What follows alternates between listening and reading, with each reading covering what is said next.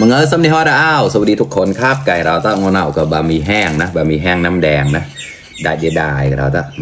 มากินบะหมี่แห้งกันครับมีเกี๊ยวด้วยนะครับบะหมี่แห้งน้ำแดงครับมาแล้วก็มีหลิงแซบด้วยครับชิ้นใหญ่ๆแบบนี้เลยมีจุกเกล้ากันนะเดี๋ยวบอกปล่อยแล้วก็ปล่อยไม่โดดใหญ่ๆเราต้องละเป็นสดเชียว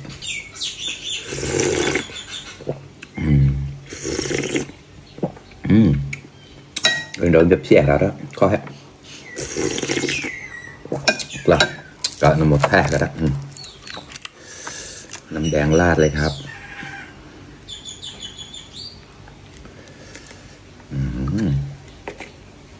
หอมมากเลยครับ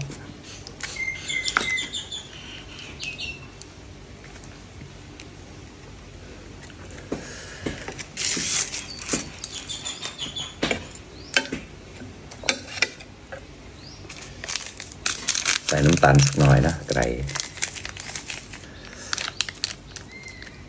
แต่แจอีกหน่อยน้ำปลาแล้วก็รอกแล้วนะ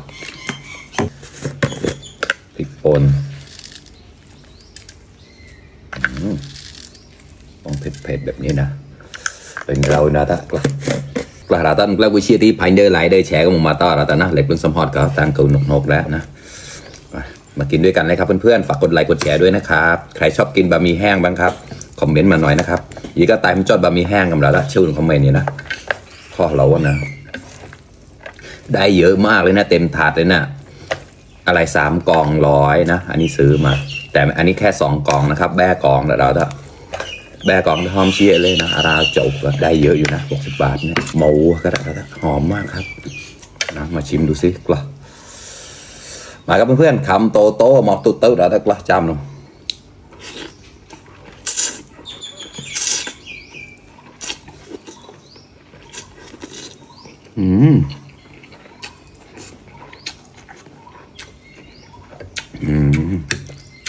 อร่อยมาก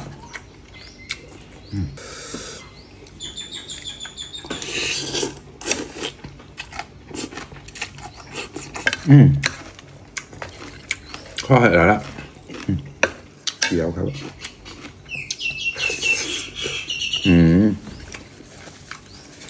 อร่อย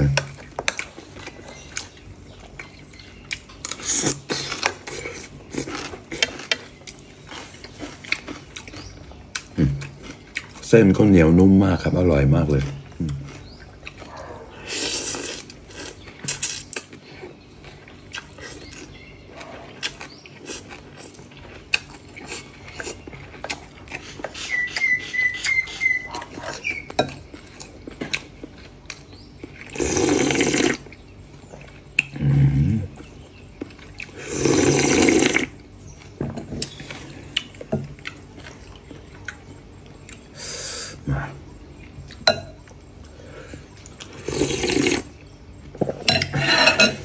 โอ้ยขอบมากันแล้วครับ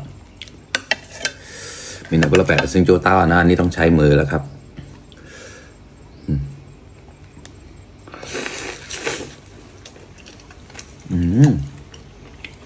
เชี่ยวนอดแล้วเหนื่อยเยอะมาก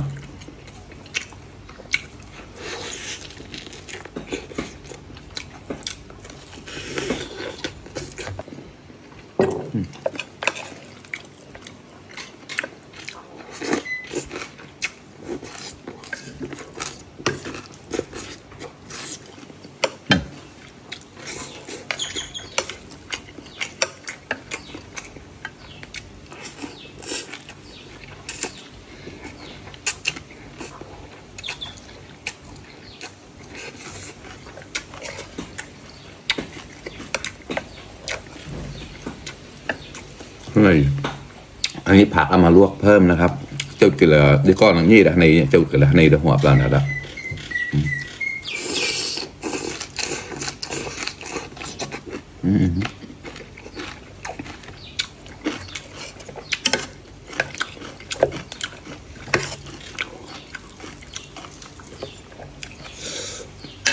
กระดาษกระคำโตหมอกตุ๊ดๆแล้วดำ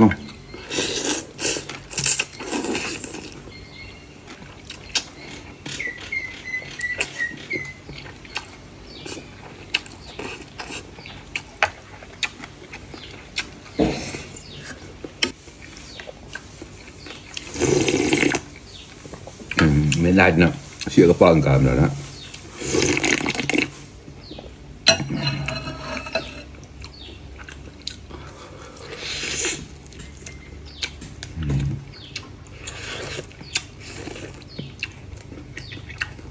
ไปตามจุดเราแต่ให้แล้วนะแต่ละคงเนี่ยเชิงผู้ช่วยผมนะครับก็พอหาย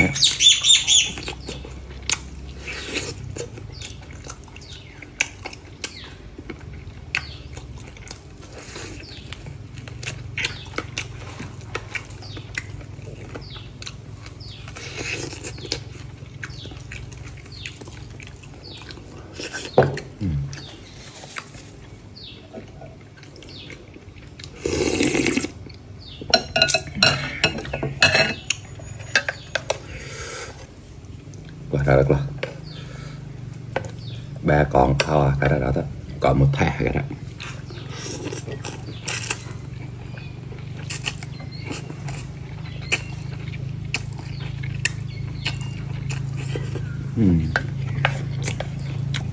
เราเชี่ยป้าอย่างไรละเชี่ยบะหมี่แห้งนั่นแหละนะ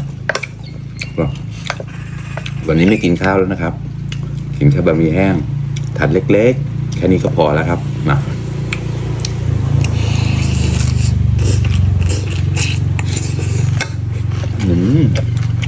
คุ้มมากครับ60 บาทนี่เยอะมากเลย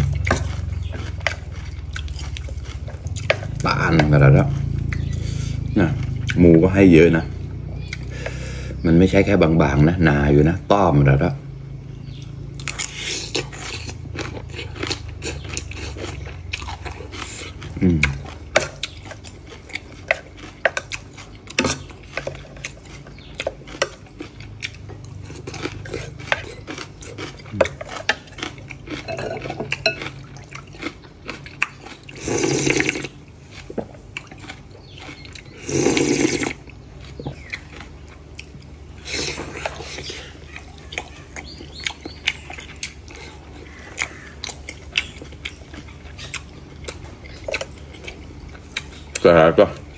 มาครับเพื่อน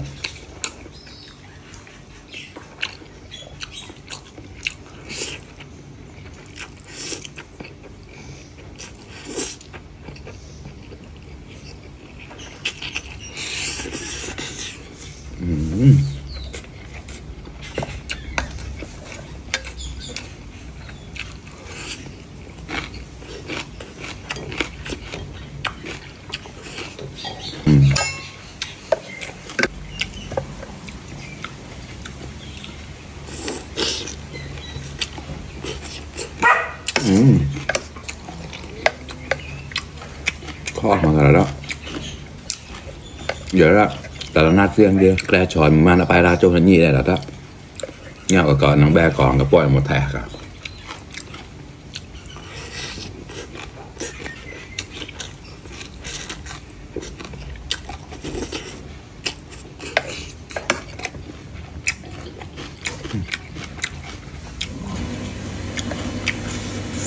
หมูแดงเกี๊ยวซัมซุงเกลือซัมเกี๊ยวนะมีนะกุ๊กสิบประมงกุ๊กได้เวลาแล้ว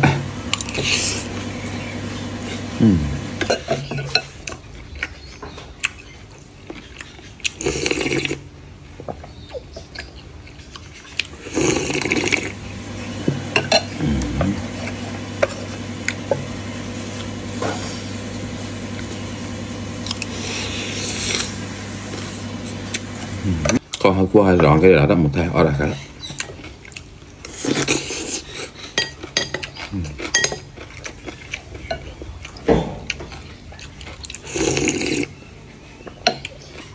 xin cho tao như thế nào qua